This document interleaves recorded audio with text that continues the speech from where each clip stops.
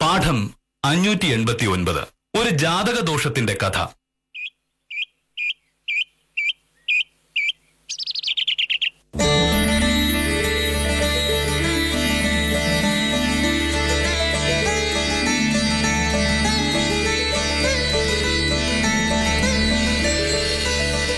ഈശ്വര, ഇന്നത്തെ ദിവസത്തെ പറ്റി ഓർക്കുമ്പോ തന്നെ പേടിയാവുക. നിങ്ങൾ വിചാരിച്ചാലേ കാര്യങ്ങൾ നന്നായി പോവൂ. ഇതുപോലൊരവസ്ഥയിൽ എനിക്ക് സഹായം ചോദിക്കാൻ വേറെ ആരാ ഉള്ളത്? ഭാമയോട് പോലും ഇതൊന്നും പറഞ്ഞിട്ട് കാര്യമില്ല. ഈയിടെയായിട്ട് അവൾക്ക് ദൈവവിശ്വാസം കുറഞ്ഞു. ഞാൻ ദൈവത്തെ പറ്റി എന്തെങ്കിലും പറഞ്ഞാൽ അവൾ തർക്കിക്കാൻ വരും.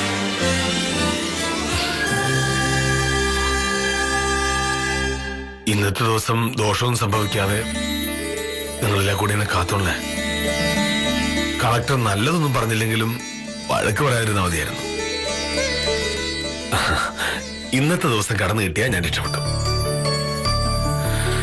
ഈശ്വരമായ സർവീസിനും സർവാൻസിലും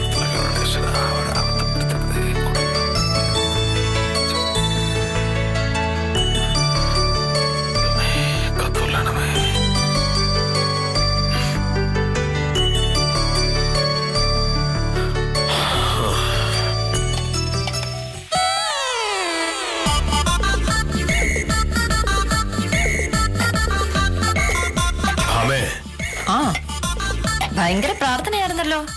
എന്തോ കാര്യമായിട്ടുള്ള സംഭവം ഉണ്ടല്ലോ. എന്താ അത്? നീ കഴിക്കാടുത്ത് വെക്കേ, എനിക്ക് പോണം. അതൊക്കെ നമുക്ക് ശരിയാക്കാം. അത് ഞാൻ ചോദിച്ചതിനുള്ള മറുപടി പറ. എന്താണ് ഇത്രയ്ക്ക് പ്രാർത്ഥിക്കാൻ? കളക്ടർ ചോദിച്ച റിപ്പോർട്ട് ഇന്നലെ കളക്ടറിന് കൊടുത്തായിരുന്നു. ഇന്ന് രാവിലെ കളക്ടർ ആ ഫയൽ നോക്കും. പുള്ളിക്കാരിക്ക് ഇഷ്ടപ്പെടാതെ വന്ന ആകെ നാണക്കേടാവും. മോഹനേട്ടൻ ആദ്യമായിട്ടൊന്നുമല്ലോ കളക്ടറേറ്റിലേക്ക് ഫയൽ വയ്ക്കുന്നത്. ഇതുവരെ കളക്ടറുടെ നാവിൽ നിന്ന് നല്ല അഭിപ്രായമേ കേട്ടിട്ടുള്ളൂ. പിന്നെ ഇതിനാണിപ്പോ വിശേഷിച്ചൊരു പേടി? റിപ്പോർട്ടിൽ കള്ളത്തരം വല്ല എഴുതി വെച്ചിട്ടുണ്ടോ? മോഹനകൃഷ്ണൻ ഇതുവരെ നിയമം വിട്ട് ഒന്നും ചെയ്തിട്ടില്ല. അപ്പൊ പിന്നെന്താണ് പ്രശ്നം? മോഹനേട്ടന്റെ ഈ പേര് കണ്ടിട്ടുണ്ടെങ്കിൽ 10ാം ക്ലാസ്സിലെ പരീക്ഷ എഴുതി തീർത്ത് റിസൾട്ട് നോക്കിയിരിക്കുന്ന പിള്ളേരുടെ അവസ്ഥ എനിക്ക് ഓർമ്മ വരുന്നത്. നിനക്കത് പറയാം, പക്ഷേ ഈ ആഴ്ച എനിക്ക് ഭയങ്കര മോശമാ. അതെനിക്ക് പേടി. ഇതാര് പറഞ്ഞു? കഴിഞ്ഞ ഞായറാഴ്ചത്തെ വാരഫലം നീ വായിച്ചായിരുന്നു.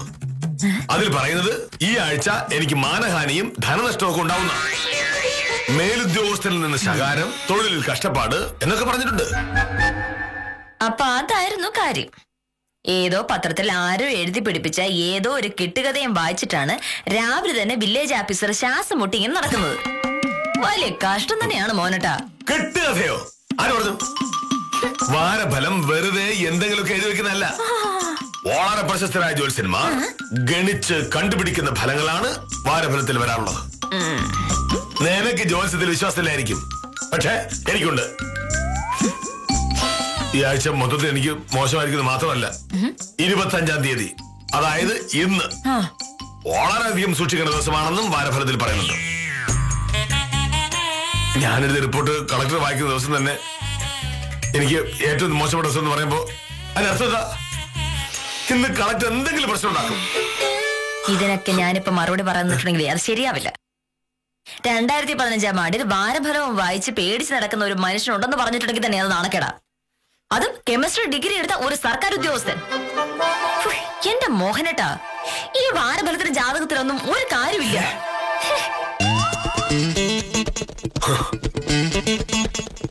ഓഹോ, വന്ന് നീ ജാതകത്തെയും തള്ളി പറഞ്ഞു തുടങ്ങിയോ? അത് ഒരു ശാസ്ത്രമാണ് എന്നെനിക്കറിയാമോ? ജാതക ശാസ്ത്രമാണെന്ന് അത് എഴുതുന്നവര് പറയുമായിരിക്കും, പക്ഷേ ഞാനത് വിശ്വസിക്കില്ല. അത്രയ്ക്ക് കേൾപ്പെട്ട ശാസ്ത്രമായിരുന്നെങ്കിൽ ഫിസിക്സിന്റെ കെമിസ്ട്രിയുടെ ഒക്കെ കൂടെ അത് സ്കൂളിൽ പഠിപ്പിക്കാത്ത എന്താണ്? നമ്മുടെ നാട്ടിലെ മഹാഭൂരിപക്ഷം ആൾക്കാരുടെയും ജാതകം എഴുതിക്കുന്നുണ്ട്, ജാതകത്തിൽ വിശ്വസിക്കുന്നുമുണ്ട്. അവരൊക്കെ മണ്ടന്മാരാണ്. നമ്മുടെ നാട്ടിലെ ഭൂരിപക്ഷം സർക്കാർ ഉദ്യോഗസ്ഥന്മാരും കൈക്കൂലി വാങ്ങാറുണ്ട്. അവരാണ് എണ്ണത്തിൽ കൂടുതൽ എന്നതുകൊണ്ട് കൈക്കൂലി വാങ്ങുന്നത് ശരിയാണ് എന്ന് മോഹനോട് സമ്മതിച്ചു തരുമോ? അതുപോലല്ല ഇത്. പിന്നെ എന്റെ ജാതകം തന്നെ എടുക്കാം. എന്റെ 26ാമത്തെ വയസ്സിൽ എന്റെ അച്ഛൻ മരിച്ചു പോകുമെന്ന് എന്റെ ജാതകത്തിലുണ്ടായിരുന്നു. എനിക്ക് 26 വയസ്സ് കഴിഞ്ഞ് 4 മാസം കഴിഞ്ഞപ്പോ അച്ഛൻ മരിച്ചില്ലേ? ജാതകത്തിൽ എഴുതുന്നത് കടുകിട തെറ്റാതെ ഫലിക്കുന്നുള്ളതിന് ഇതിൽ കൂടുതൽ തെളിവ് വേറെ എന്താണ്? അങ്ങനെ ഒരു കാര്യം യാദൃശികമായി സംഭവിച്ചു പോയി എന്ന് ഓർത്തോണ്ട് അതിന്റെ പേരിൽ ഈ ജാതക ശാസ്ത്രമാണെന്നും എനിക്ക് സമ്മതിച്ചു തരാൻ പറ്റില്ല മോനെ. നീ സമ്മതിക്കില്ല. കാരണം നീ ഒരു അഹങ്കാരിയാണ്. നമുക്ക് ചുറ്റും നടക്കുന്ന കാര്യങ്ങൾ നേരിട്ട് കണ്ടാൽ പോലും വിശ്വസിക്കാതെ ഓരോരോ ന്യായങ്ങൾ പറഞ്ഞ് വെറുതെ തർക്കിക്കുന്ന ഒരു അഹങ്കാരി. എനിക്ക് 30ാമത്തെ വയസ്സിൽ തൊഴിലിൽ അഭിവൃദ്ധി ഉണ്ടാകുമെന്ന് എന്റെ ജാതകത്തിലുണ്ടായിരുന്നു. വില്ലേജ് ഓഫീസറായി എനിക്ക് പ്രൊമോഷൻ കിട്ടിയത് 30ാമത്തെ വയസ്സിലാണ്. ആരെങ്കിലും നീ വിശ്വസിക്കോ? ഞാൻ പറഞ്ഞല്ലോ മോഹനേട്ടാ, അങ്ങനെ 1000 പ്രവചനങ്ങൾ നടത്തുമ്പോ 1-2 ഒക്കെ യാദൃശികമായി സംഭവിച്ചു പോവായിരിക്കും. അങ്ങനെ ശരിയായ കാര്യങ്ങൾ മാത്രം വിളിച്ചു പറഞ്ഞു നടന്ന് തങ്ങളുടെ കച്ചവടം കൊഴുപ്പിക്കാൻ ജാതകമെഴുത്തുകാർ നടത്തുന്ന ശ്രമം നമുക്ക് മനസ്സിലാക്കിയെടുക്കാം. പക്ഷെ അവര് പറയുന്നതും എഴുതുന്നതും എല്ലാം വെള്ളം തൊടാതെ വിഴുങ്ങുന്ന മോഹനേട്ടനെ പോലുള്ളവരുടെ കാര്യമാണ് കഷ്ടം.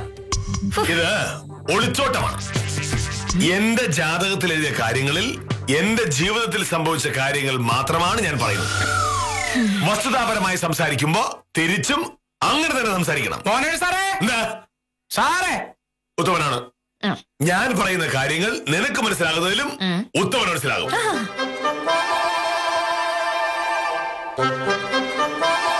നമസ്കാരം സാർ. ഞാൻ അംബുജാക്ഷന്റെ ജാതി സർട്ടിഫിക്കറ്റിന്റെ കാര്യം പറയാൻ വേണ്ടി വന്നതാണ്. അടുത്ത ആഴ്ചയാണ് അവന്റെ ഇന്റർവ്യൂ. അതിനു മുമ്പ് അവന്റെ ജാതി സർട്ടിഫിക്കറ്റ് കൊടുക്കണമെന്ന് പറഞ്ഞു. അംബുജാക്ഷന്റെ ജാതി സർട്ടിഫിക്കറ്റ് അവിടെ നിൽക്കട്ടെ. ഉത്തമന് ജാതകത്തെ പറ്റി ഉള്ള അഭിപ്രായം എന്താണ്? ജാതകോ? ജാതകത്തിൽ എഴുതിയിരിക്കുന്നതൊക്കെ ഫലിക്കുമോ? അതിപ്പോ അങ്ങനെയൊക്കെ ചോദിച്ചാ ചില കാര്യങ്ങളൊക്കെ ഫലിക്കാറുണ്ട്. ചില കാര്യങ്ങൾ അങ്ങനെ ആര് പ്രവചിച്ചാലും ഫലിക്കും. ചില കാര്യങ്ങളല്ല, എല്ലാ കാര്യങ്ങളും.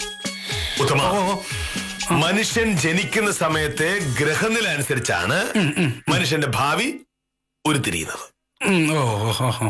ജനന സമയം കൃത്യമായി അറിഞ്ഞാൽ ഒരാളുടെ ഭാവി ഒട്ടും തെറ്റാതെ പ്രവചിക്കാൻ കഴിവുള്ള ജ്യോത്സ്യന്മാർ നമ്മുടെ നാട്ടിലുണ്ട്.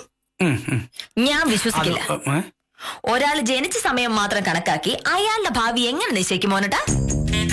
ഒരു മനുഷ്യന്റെ ജീവിതത്തെ ബുധന് ശുക്രനെ സ്വാധീനിക്കുന്നതിൽ കൂടുതലേ അയാളുടെ അച്ഛനും അമ്മയല്ലേ സ്വാധീനിക്കുന്നത്.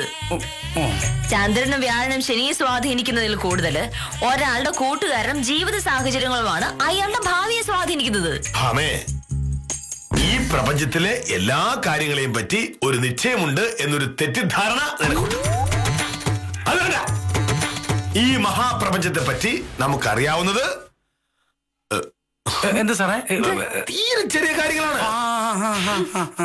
അതുകൊണ്ട് പ്രപഞ്ച രഹസ്യങ്ങൾ അറിയാവുന്ന പണ്ഡിതന്മാരെ നമ്മൾ കുറ്റം പറയണം. എനിക്ക് പ്രപഞ്ച രഹസ്യങ്ങളൊന്നും അറിയില്ല.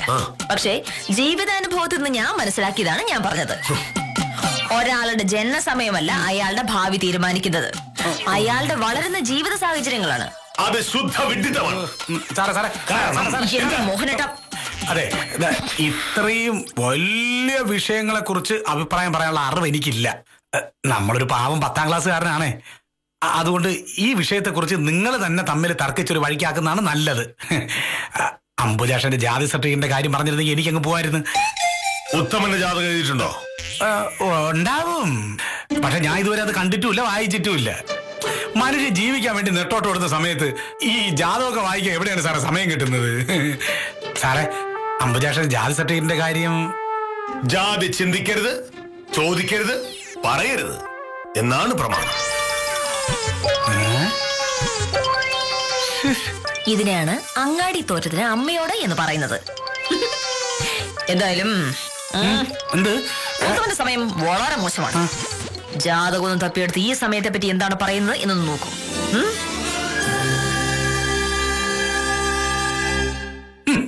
രണ്ടുപേർക്ക് രാവിലെ തർക്കിക്കാൻ കണ്ടുപിടിച്ച വിഷയം കൊള്ളാം, ജാതകം. ചേട്ടാ, ഞാനിപ്പോ ഈ അംബുജാക്ഷനോട് എന്ത് പറയുമോ എന്തോ.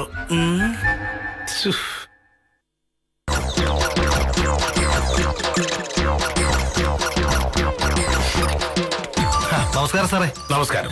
മാധവൻ കുട്ടി അങ്ങോട്ടാ? ഞാൻ രാമൻ ജോത്സ്യൻ ഒന്ന് കാണാൻ പോവാ സാറേ.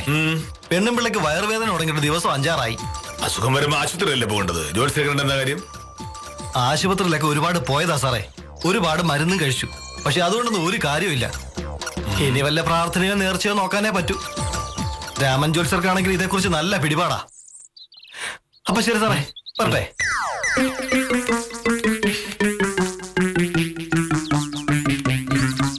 ആളുകൾക്ക് ഡോക്ടറെക്കാൾ വിശ്വാസം ജ്യോത്സ്യന്മാരെയാണ്.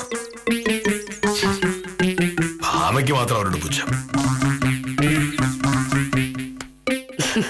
എന്റെ പൊന്ന് ശിശുപാലൻ ചേട്ടാ, ഞാനും വിനീനും തമ്മിൽ 7-8 കൊല്ലത്തെ പരിചയമുണ്ട്. കല്യാണം കഴിച്ചാലോ എന്ന് 3-4 കൊല്ലം മുമ്പ് ആലോചിച്ചു. ശരി, കല്യാണം കഴിച്ചു കളയാന്ന് തീരുമാനിക്കുകയും ചെയ്തു. എന്നിട്ട് ഇപ്പൊ ജാതകം നോക്കണമെന്നുണ്ടെങ്കിൽ എങ്ങനെ ശരിയാവും? പ്രൊഫസറെ, കല്യാണത്തിന് മുമ്പ് ജാതക പൊരുത്തം നോക്കുന്നത് നല്ലതാ. പൊരുത്തമില്ലാതെ കല്യാണം കഴിച്ച് ഒടുവിൽ തല്ലിപ്പിരിയേണ്ട അവസ്ഥ വരുന്നത് എന്തിനാ? പൊരുത്തം ജാതകത്തിലല്ലല്ലോ ശിശുപാലൻ ചേട്ടാ വരേണ്ടത്, മനസ്സിലല്ലേ? മനപ്പൊരുത്തം ഇല്ലാത്തവർ കല്യാണം കഴിച്ചിട്ട് എന്താ കാര്യം? ജാതകം നോക്കി 10-ൽ 10 പൊരുത്തവും കണ്ടു നടന്ന് എത്രയോ കല്യാണങ്ങൾ ഒടുവിൽ തല്ലി പിരിഞ്ഞിട്ടുണ്ട്. ഒരു ജാതകവും പൊരുത്തവും നോക്കാതെ എത്രയോ പേര് മനസമാധാനത്തോടെ ജീവിക്കുന്നു. അതൊക്കെ ശരിയാ. എന്നാലും ജാതകം നോക്കാതെ കല്യാണം നടത്തരുതെന്നാണ് എന്റെ അഭിപ്രായം. എന്റെ വലിയച്ഛന്റെ മോൻ ഒരു സുകുമാരനുണ്ട്. ഒരു പെണ്ണുമായി പ്രേമത്തിലായി. 2 വീട്ടുകാരും കൂടെ കൂടി ആലോചിച്ച് കല്യാണം നടത്താൻ സമ്മതിച്ചതാ. പക്ഷെ ജാതകം നോക്കിയപ്പോ പൊരുത്തമില്ല. പൊരുത്തമില്ലാത്ത കല്യാണത്തിന് വീട്ടുകാർ സമ്മതിക്കില്ല എന്ന് ഉറപ്പുള്ളത് കൊണ്ട് സുകുമാരൻ ഒരു കള്ളപ്പണി കാണിച്ചു. ഒരു കണിയാനെ കണ്ട് കുറച്ച് കാശ് കൊടുത്ത് പാട്ടിലാക്കി. ആള് ബഹു കേമനാണെന്ന് വീട്ടുകാരെ പറഞ്ഞ് വിശ്വസിപ്പിച്ച് ജാതകവുമായി കണിയാന്റെ അടുത്ത് പോയി. കണിയാൻ പറഞ്ഞു, ജാതകം ബഹു കേമ, കല്യാണം പെട്ടെന്ന് നടത്തിക്കോളാൻ. അങ്ങനെ കല്യാണം നടന്നു. കല്യാണം കഴിഞ്ഞ് 3-ന്റെ അന്ന് പ്രശ്നമായി. സുകുമാരനും കെട്ടിയോളും തമ്മിലുള്ള പോര് ഒരു വശത്ത്, സുകുമാരന്റെ അമ്മയുടെ വക പ്രശ്നം വേറൊരു വശത്ത്. എന്തിനധികം പറയുന്നു, കല്യാണം കഴിഞ്ഞ് കൊല്ലം 1 തികയുന്നതിന് മുമ്പേ തല്ലിപ്പിരിഞ്ഞു. ഡൈവേഴ്സ് മേടിച്ചോണ്ടെന്ന് സുകുമാരൻ എന്നോട് പറയുക, ആ ജാതകം തിരുത്തിയതാ പ്രശ്നമായെന്ന്. ഇതൊക്കെ വെറുതെ പറയാനൊരു കാരണം മാത്രമല്ലേ ശിശുപാലൻ ചേട്ടാ? ഒരു ജാതകവും നോക്കാതെ കല്യാണം കഴിച്ചതാ എന്റെ അമ്മാവൻ. കൊല്ലം 30 കഴിഞ്ഞു. അമ്മാവനും അമ്മായും തമ്മിൽ ഒരു പ്രശ്നവുമില്ല. അതോ ജാതകത്തിലൊന്നും ഒരു കാര്യമില്ല ശിശുപാലൻ ചേട്ടാ. അത് സ്വയംപ്രഭ മാത്രം തീരുമാനിച്ചാ മതിയോ?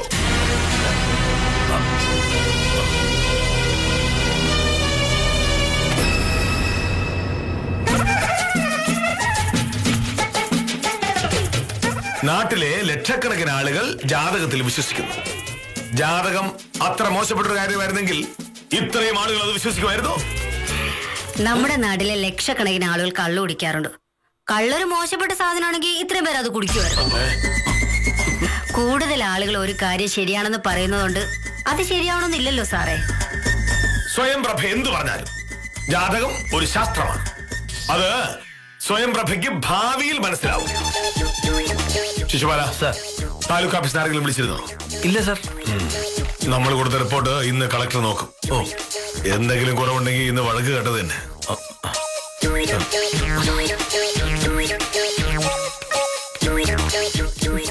എന്ത് കുഴപ്പമുണ്ടാവാൻ? ഒരു കുഴപ്പമുണ്ടാവൂല.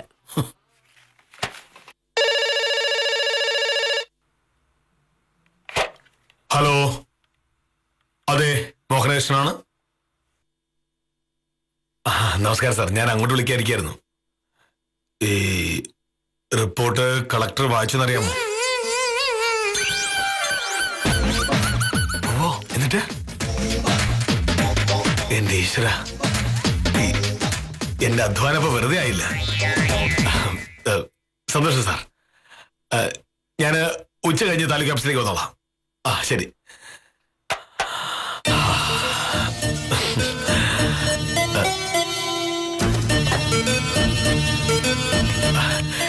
ശിശുപാല, എന്താ സർ? കളക്ടർ റിപ്പോർട്ട് വായിച്ചു. ഗംഭീരമായിരുന്നു എന്ന് തഹസിൽദാരോട് പറഞ്ഞു. എന്നെ വിളിച്ച് പ്രത്യേകം അഭിനന്ദനം അറിയിക്കാനും പറഞ്ഞു. ശരി സാർ. നേരം വെളുത്ത മുതൽ ഞാൻ ആകെ പേടിച്ചിരിക്കുകയായിരുന്നു. കുഴപ്പമൊന്നും ഉണ്ടാക്കരുതെന്ന് പ്രാർത്ഥിക്കുകയും ചെയ്തു. എന്റെ പ്രാർത്ഥനയുടെ ഫലമാണ്. പ്രാർത്ഥനയുടെ ഫലം മാത്രമല്ല സാർ, സാറിന് നല്ല ദിവസമാണ്. നല്ല ദിവസങ്ങളിൽ നല്ല കാര്യം മാത്രമേ നടക്കൂ. സംശയം ഉണ്ടെങ്കിൽ സാറ് പത്രത്തിലെ വാരഫലം നോക്കി. ഇന്ന് ഗംഭീര ദിവസമായിരിക്കും.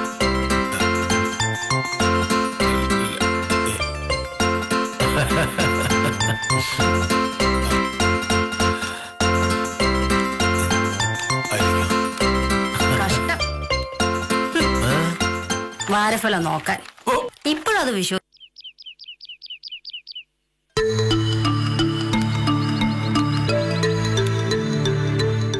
സാർ വന്നല്ലോ. നമസ്കാരം സാർ. നമസ്കാരം. ആരാ? ഞാൻ നാരായണൻകുട്ടി, വക്കീൽ പറഞ്ഞിട്ട് വന്നതാ. ഞാൻ സദാശിവൻ, ഞാനും വക്കീൽ പറഞ്ഞിട്ട് വന്നതാ. എന്താ കാര്യം? ആ മോഹനേട്ടൻ എത്തിയോ? ഞാൻ കാത്തിരിക്കായിരുന്നു.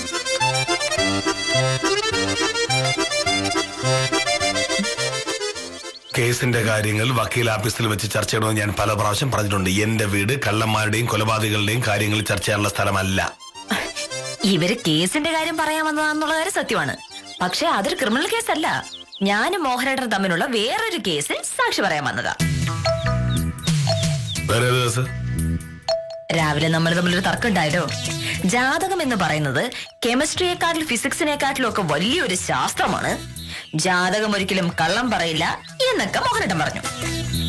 മോഹനേട്ടന്റെ ജാതകത്തിൽ എഴുതിയിൽ പലതും സംഭവിച്ചു എന്നുള്ള തെളിവ് മോഹനേട്ടൻ ഹാജരാക്കി. ചുരുക്കത്തിൽ 1ാം ഘട്ടത്തിൽ മോഹനേട്ടൻ ജയിച്ചു. ഇവിടെ ഇപ്പൊ നടക്കാൻ പോകുന്നത് 2ാം ഘട്ട വിസ്താരമാണ്. മോഹനേട്ടൻ രാവിലെ പറഞ്ഞതുപോലെ ജാതകത്തിൽ എഴുതിയതൊക്കെ ശരിയാണോ എന്ന് നമുക്കൊന്ന് തർക്കിച്ച് തീരുമാനിക്കാം. അത് തർക്കിക്കാനൊന്നുമില്ല, ഞാൻ പറഞ്ഞതൊക്കെ ശരിയാ. നമുക്ക് നോക്കാം മോഹനേട്ടാ.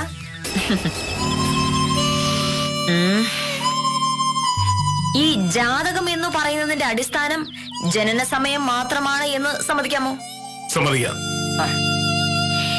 വേറെ ഒരു കാര്യവും ജാതകത്തെ സ്വാധീനിക്കുന്നില്ല. ഇല്ല, ഒരാളുടെ ജന്മസമയം മാത്രമാണ് കാര്യം. ഓക്കെ.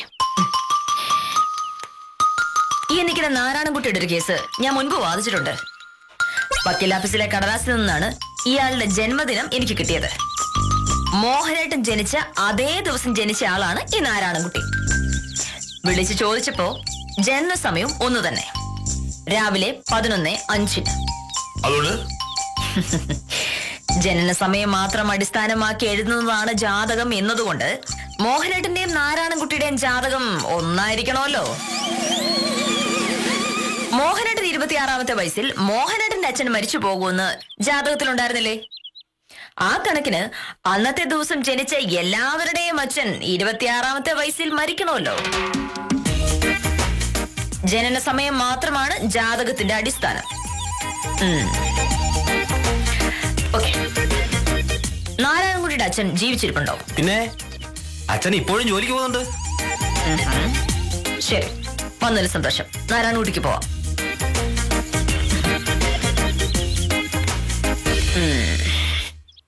ഇത് സദാശിവൻ, വിദ്യാലക്ഷ്മിയുടെ ആകുന്ന ഒരു ബന്ധുവാണ്. അന്വേഷിച്ചപ്പോൾ ഇദ്ദേഹവും മോഹനേട്ടൻ ജനിച്ച അതേ ദിവസം അതേ സമയത്ത് 11:05 തന്നെ ജനിച്ച ആളാണ്. 30ാമത്തെ വയസ്സിൽ തൊഴിൽ അഭിവൃദ്ധി ഉണ്ടാകുമെന്ന് മോഹനേട്ടന്റെ ജാതകത്തിലുണ്ട്. അതുപോലെ തന്നെ ആയിരിക്കുമല്ലോ സദാശിവന്റെ കാര്യവും. കാരണം ജാതകത്തിന്റെ അടിസ്ഥാനം ജനന സമയം മാത്രമാണ്. 30ാമത്തെ വയസ്സിൽ സദാശിവന് എന്ത് ഉയർച്ചയാണ് ഉണ്ടായത്? ഒരു ഉയർച്ചയും ഉണ്ടായില്ല വക്കീലെ. ലോൺ എടുത്ത് തുടങ്ങിയ കച്ചവടം 30ാമത്തെ വയസ്സിൽ പൊളിഞ്ഞു. ഉണ്ടായിരുന്ന വീടും പുരയുടെ ബാങ്കുകാരും കൊണ്ടുപോയി. 3-4 കൊല്ലമായി കഷ്ടപ്പാടാ. ശരി, വേണമെങ്കിൽ രണ്ടുപേരുടെയും ജനന സർട്ടിഫിക്കറ്റ് കൊണ്ടുവരാം.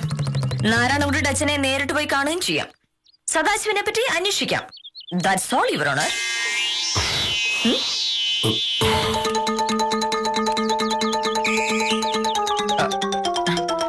ശരി, വന്നതിൽ വളരെ സന്തോഷം. ശരി. കുഴപ്പമായോ? ഏയ്,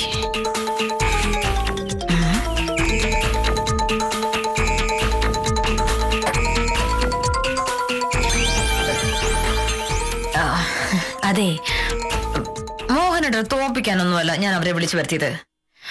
മോഹനേട്ടന്റെ ഒരു ധാരണ തെറ്റാണെന്ന് ശാസ്ത്രീയമായിട്ടും തെളിയിക്കാൻ നോക്കിയതല്ലേ. ജനസമയത്തെ മാത്രം അടിസ്ഥാനമാക്കി ഒരാളുടെ ഭാവി പ്രവചിക്കുന്നൊക്കെ എന്ത് വലിയ അബദ്ധമെന്ന് മോഹനേട്ടൻ തന്നെ ആലോചിച്ച് നോക്കി. ഈ ഭൂമിയിൽ ഇപ്പോ ഒരു സെക്കൻഡില് 37 പേര് ജനിക്കുന്നുണ്ടെന്നാണ് ഐക്യരാഷ്ട്രസഭയുടെ കണക്ക്. ഈ ജനന ദിവസം അങ്ങ് വിടാം, പക്ഷെ ഒരു സെക്കൻഡ് ജനിക്കുന്ന എല്ലാവർക്കും ഒരേ ജാതകമല്ലേ ഉണ്ടാവേണ്ടത്. അതായത് ഒരേ നിമിഷത്തിൽ ജനിക്കുന്ന 37 പേർക്കും ഒരേ ഭാവിയല്ലായിരുന്നു ഉണ്ടാവേണ്ടത്.